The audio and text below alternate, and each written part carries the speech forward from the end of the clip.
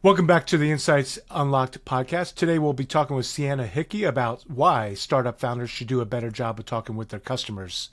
Siena has been consulting brands on product marketing across America, Europe, Asia, and Africa. Welcome to the show, Siena. Hey, Nathan. Glad to be here. To tee up our conversation, we've asked founders and business owners in the user testing contributor network their thoughts about talking with their customers. Here's what they said. What is the importance of getting customer feedback as a startup founder? I think it's huge, because even as far as so feedback on your product, obviously you want people to, want to use your product, to find a need or a want within your product, but also is there something that could be better? I think that listening to customer feedback is huge. And I think it's one of the most important ways to dictate the way that your business moves forward. I think in many cases, it's just you don't know how to do that, right? How do you find your target audience beforehand? What are the means to be able to go out and have those conversations? I think for me, it was more of a, where do I even start? Where would I go to even do that? Siena, after watching that, what were your first impressions? Two things kind of struck me as I watched that. Number one is just the human condition. We prioritize the things that we're good at. Often, the startup founders that I work with dive into a product with an engineering background or from a previous product experience. And it makes sense that they wouldn't step into that role, with a full-on customer lens intact. So naturally, we kind of put off the things that are not obvious to us and we focus on those things that we feel are more achievable. One of the guys in those videos mentioned just the sheer confusion around how you find customers. Where do you go to identify your target audience and how do you have a literal conversation with them? And then the second thing that came to mind is people hear that word feedback and they often assume that it's inherently negative.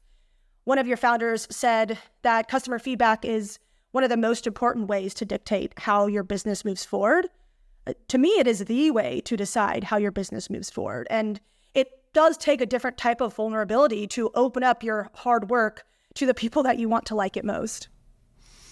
Yeah, I agree. And I think it was that same person you mentioned, but they said there's this opportunity to discover something you hadn't even thought about yet. They hinted at that. They were saying and I think that's the thing is if you just go in with this mindset, I want them to see if this button works or do they like my new gizmo? You may not know of other opportunities that you could even be easier or cheaper for you to build and roll out and make more money at. So you got to go talk to your customers. If you might be leaving money on the table. Absolutely. You say that pressure to grow fast may be one of the reasons why founders are not talking with their prospective customers. What's the risk for startup founders if they skip this step? And if there is a downside, why do VCs and other investors to these startups allow it to happen in the first place? Yeah, it's probably the question I get most often in that kind of discovery phase with potential clients. Why do we need to invest in this? Or why is it important to think about customer research as a part of that initial startup team? So there's a few things that come to mind here. One, and this is the most obvious thing that I know founders care deeply about, is speaking their customers' language.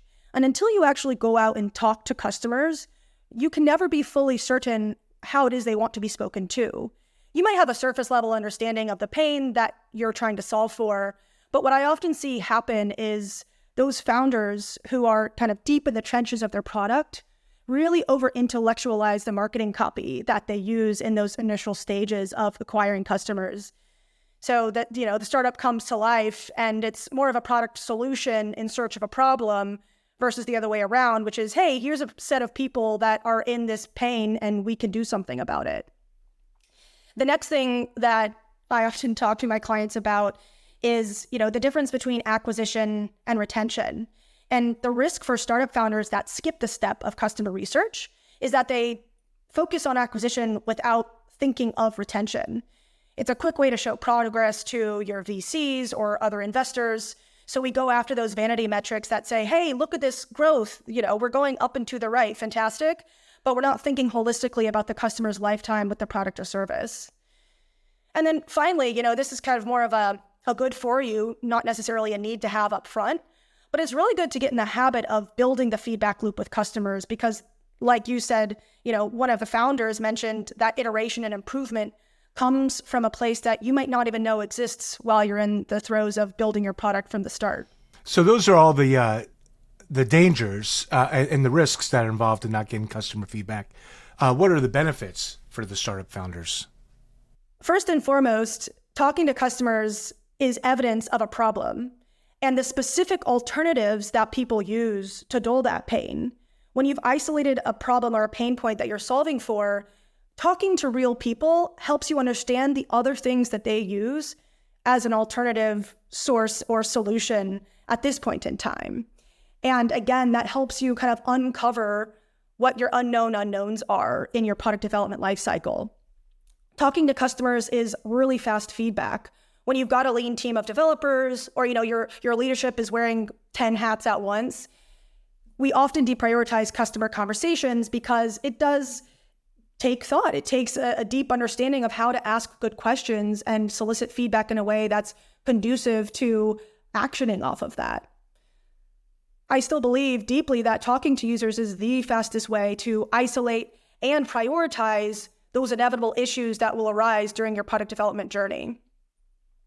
And then just to touch on kind of the positive aspect of feedback, that feedback from first movers and power users helps you learn the language of the customer and what their true aha moments are. You might kind of go into your roadmap thinking these are going to be those magic moments, but until you actually hear it from the customer, you can't be sure. And getting customer feedback is a fun way to inject that language into your marketing assets. You can literally repurpose the phrasing that a customer gives to you as a way to talk about your product back to the customers that you're trying to target. Absolutely. I mean, it's better to use their language to A, describe the problems that they're having, or B, what the potential solutions are that they're looking for, than some sort of word you came up with in, some conference room with the other bunch of engineers, right?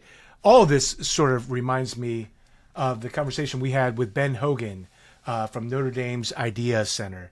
That's the startup incubator for that community, and they require customer validation as part of their early seed funding. So each step along the way, you're getting more and more customer feedback, and it kind of validates, investing in these companies as they grow, and they've had huge success. We'll include a link in the show notes to that. So I'm wondering, what are some ways startup founders can talk with customers, and how can they bring back those insights and apply them quickly into the business? I like to bucket feedback into two categories because depending on the phase of the journey that your product team is in, or the amount of investment that you have behind your product idea, you might have $100 or you might have $0. I'll start out giving a few examples of things you can do with a cost.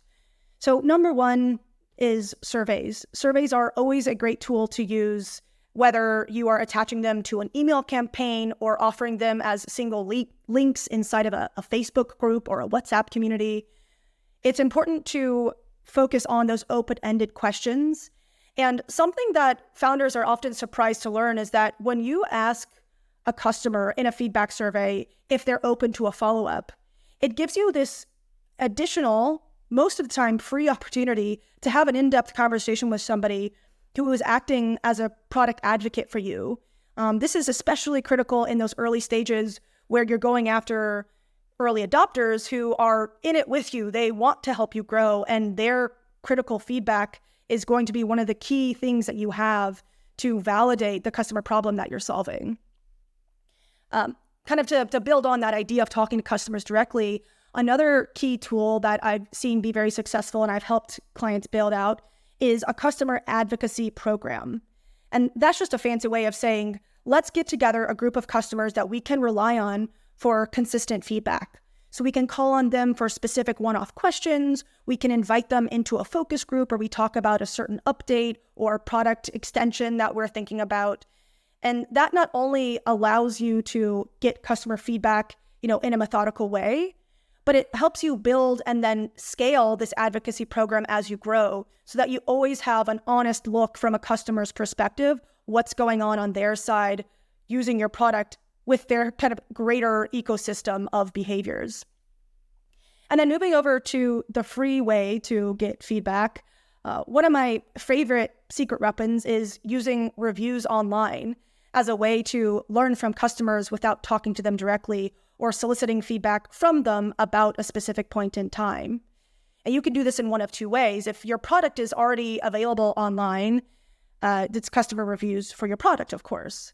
But then alternatively, you can go to, your competition, you can go to alternatives in the marketplace that your customers have cited to you, and go look at those reviews and see what makes people stick and what makes people icky, and use that as additional fodder for the conversation as you move forward. And then the final point I'll make here, Nathan, is in terms of applying a feedback mindset, how do you create a culture within your product team that this is a necessary component of how you're going to scale together? What I've seen most effective is when the leadership team speaks loudly and often about the value of customer validation, and they take action on it.